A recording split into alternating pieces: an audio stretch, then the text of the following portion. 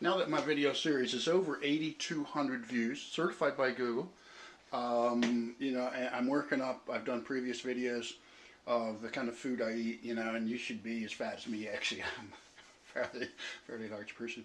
But I love to eat, and I have to use that food routine as part of cycling stuff. So on the down days when I'm not actually going out for a ride, I may go later on, but I like my winter time rides, 11 o'clock or 4:30 or about 10:30 at night. So today's mission is to maximize the chicken. I got some wonderful chicken quarter legs on sale.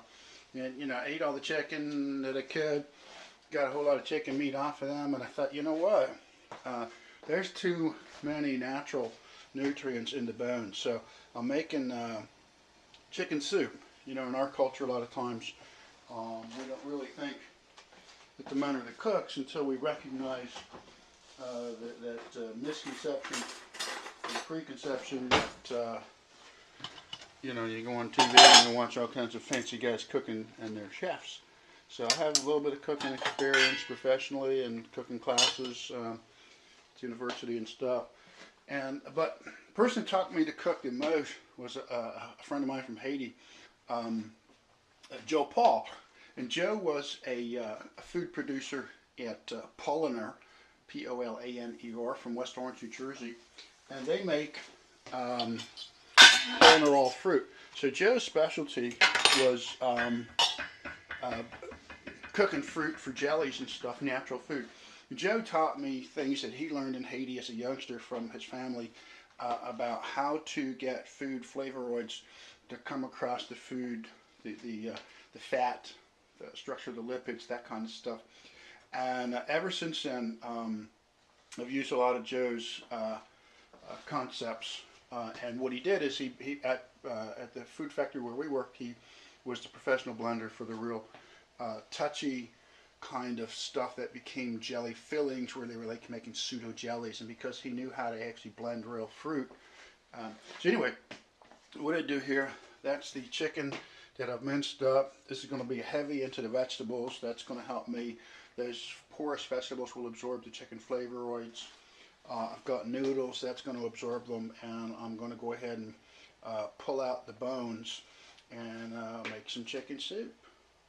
Chicken soup for the soul. So this is the next part of what I'm working on for the 1bicycleddie food videos, and I'm going to create a 1bicycleddie food channel to kind of show the strange things that I eat, the omelets that I cook, and how I cook my fillets and stuff.